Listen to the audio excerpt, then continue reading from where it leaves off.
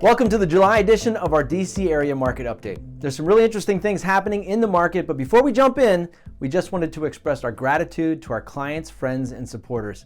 As you may have heard, we once again earned a spot in Washingtonian magazine's list of top real estate agents this year. And this recognition is a testament to the wonderful clients we've been privileged to serve, and it reinforces our desire to continue providing our clients with excellent advice so they can use real estate to get further faster in life. Okay, let's dive into what's going on in today's real estate market.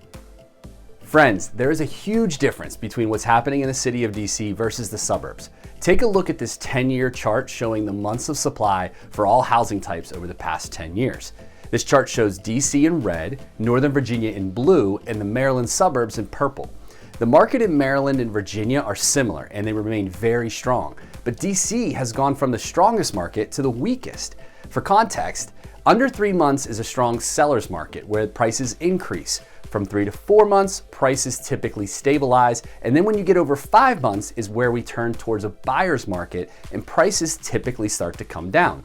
If we narrow the chart to only include condos, we see that DC is already crested above 5 months. However, we haven't seen prices come down that much yet. In fact, they continue to be rising. It often takes 3 to 6 months for prices to reflect what the market is actually doing, which is why we continue to bring you this data so that you can stay ahead of it. If this trend continues, we can expect to see prices in the district start to fall. Another illustration of this is the average sales price to original list price ratio. You can see that DC properties are selling for about 97% of the list price on average, whereas Northern Virginia and the Maryland suburbs, they're around 101%.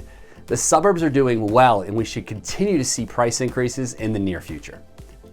When we look at the DC metro area as a whole, we see the number of active listings has remained steady across all home types compared to last month. While slightly higher than last year, there's still a shortage of options for buyers, especially when it comes to single-family homes. However, as inventory remains steady, we are still seeing historically high home prices across all home types. We need more listings to meet the demand, but the number of new properties coming on the market remains low.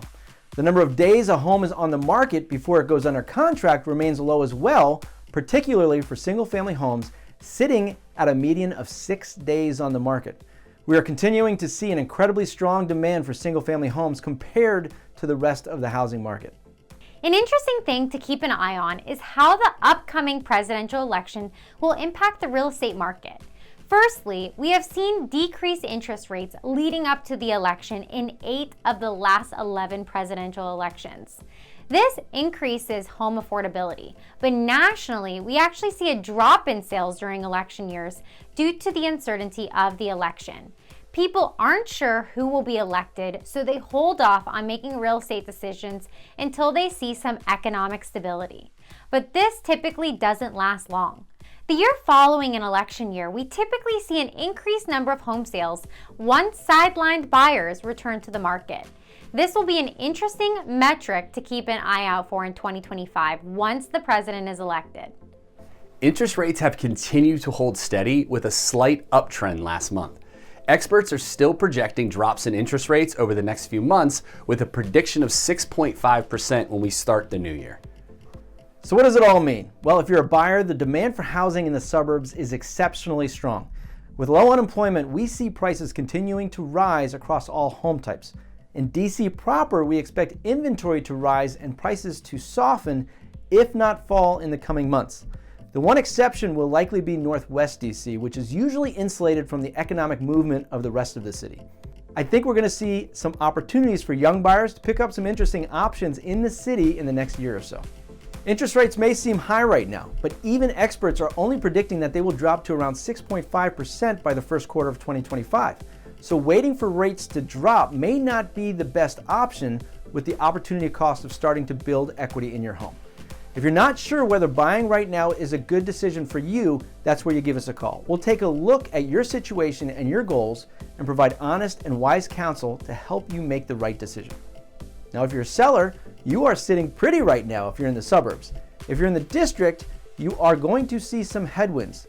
Now is a great time to sell your property for top dollar. If you're worried about what it's going to take to prepare your home for sale, we can help. We'll provide advice, recommendations, and even the capital to defer the expenses until you sell to make sure you get top dollar for your home without the stress of the finances right now. We'll make it much easier to focus on positioning your home for the highest sale without the headache. All right, that's it for this month. Please know that we care about you and we are always here for you and anyone you know who needs wise real estate counsel. We love what we do and we can't wait to help you find your next home.